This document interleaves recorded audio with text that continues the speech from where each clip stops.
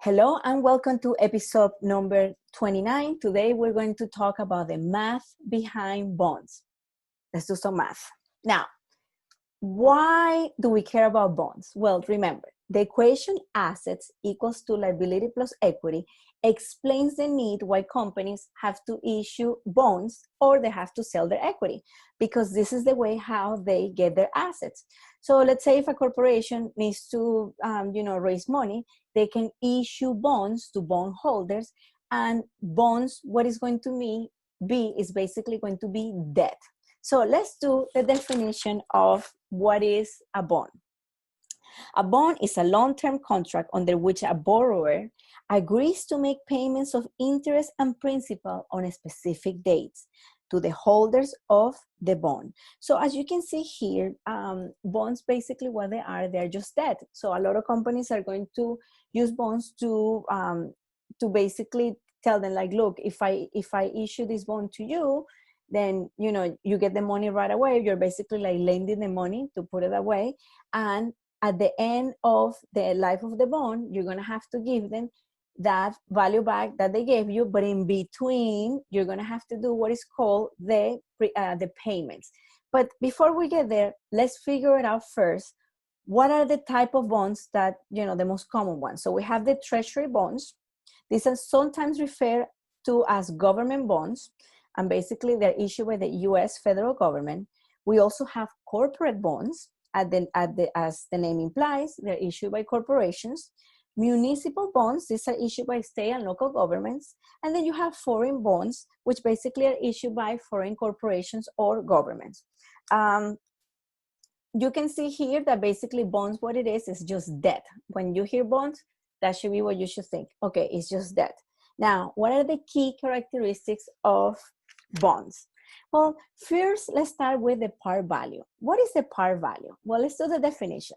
The par value is generally represents the amount of money a firm borrows and promises to repay on the maturity day. So most of the time, this par value, when we do this type of questions and this type of problems, is going to be $1,000.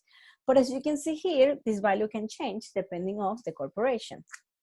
Now, basically, the par value is going to be very important because we're going to use the par value we're going to use the par value times the coupon interest rate to make the payments of the bond. So first, let's talk about what is the coupon interest rate.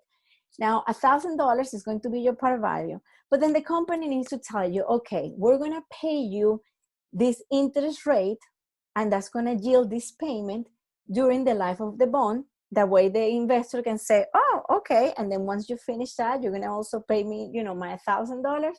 Perfect. What is the coupon interest rate? Basically what it is, the coupon payment, which is fixed at the time the bond is issued, remains in force during the life of the bond.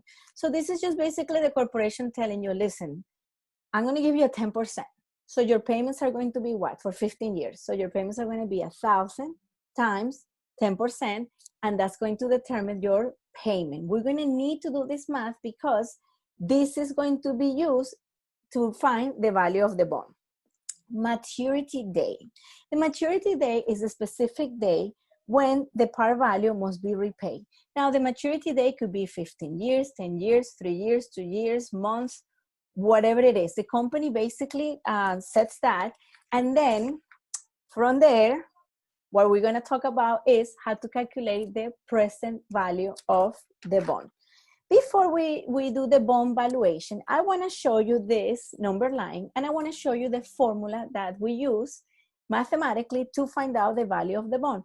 As you can see here, what it is V, which means value, and the little b, the sub b, is going to be bond. So that's what is VB equals to INT. That means the interest payments. Remember when I told you have to do face value times the coupon interest rate? That's what you're going to do. Divided by 1 plus RD. What is RD? Well, RD, this is what we call the bond's required rate of return, and we also call it the yield or the going rate of interest. This one is basically, this is not the coupon rate. Very, very important. The coupon rate will never be RD. The coupon rate is only used if and only if, that's it, you only use the coupon rate to find out your payments. So the coupon rate is only to find out the payments, while the yield rate is the one that you're going to be putting right here in your formula.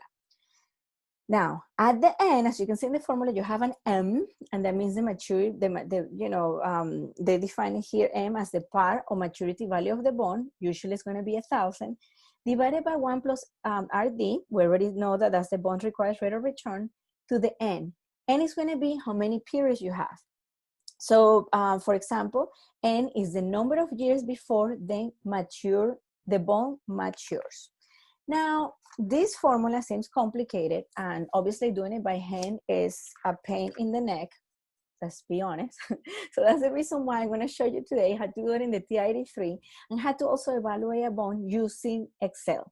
So, okay, so this is the question, and let's start. A bond with $1,000 face value has a coupon rate of 7% with interest paid semi-annually and matures in 6 years. If the bond is priced to yield 8%, what is the bond's value today? Let's do this. I want you to go ahead and just get any financial calculator. I'm going to use my TI-83, and I'm also going to do it in Excel just in case you don't have a calculator. But all the notation that I'm going to use this is going to be useful for any financial calculator. So let's start. So if you have a TI-83, I want you to go to apps, as you can see in the screen. And then from apps, you're going to click in finance. Number 1 says TVM solver. That means time value of money solver. Click enter. And now you're going to have all of these variables. Now, this is very simple because once you figure it out how to do the bonds, you know, if you understand how to set the variables, then you can figure out everything. You can find the yield, you can find the maturity date, everything. But let's go ahead and start with this question. So N is equals to, well, they tell me the bond matures in 6 years, but it's semi-annually. That means that I'm going to do 6 times 2 because it's 6 years, but I have 12 periods of interest. I will never be the coupon rate. Very important. I want you to put a little note right there. The coupon rate is only used to figure out the payments. So here I need to figure out what is the market rate or the yield rate, and I see that is 8%. So let's put 8. But remember, it's semi-annual, so you have to divide it by 2. Now, PV is basically what we're looking for. That's going to be the present value of the bond. We're going to skip it for now. Just click 0 because if not, the calculator is going to give you an error. And now we're on PMT, which means payment. Go ahead and do 1,000 times coupon rate, 7%, and then divide it by 2. Why? Because the bond is semi-annual. So in a year, you get no $70, but 35, and then 35. And then click enter. Finally, FB, or the future value, is going to be the face value. We're going to put 1,000. Go up, PV, alpha, enter, boom, $953.07.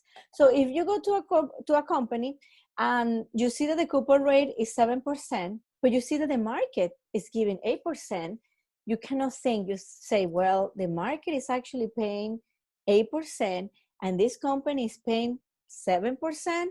I'm not going to give you $1,000 because you have a discount bond. Anytime the coupon rate is lower than the yield rate, this is what's going to happen. Your bond is going to lose value. You're not going to have $1,000 value. It's actually going to be less than that. It's what we call a discount bond. And so this is basically the problem when the coupon rate and the yield, when they're different.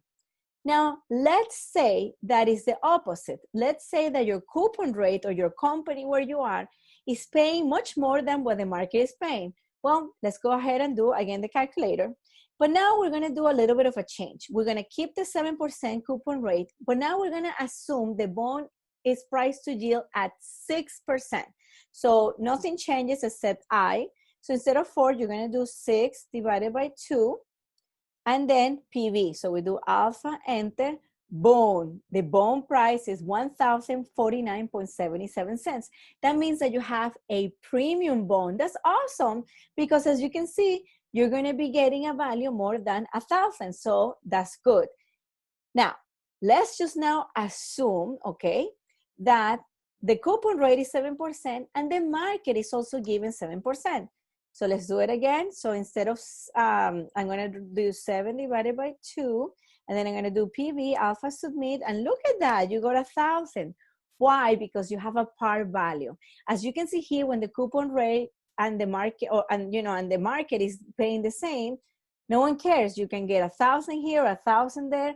But as you can see here, depending on the coupon rate and how the market is behaving, then you can either have a discount bond or you can have what is called a premium bond.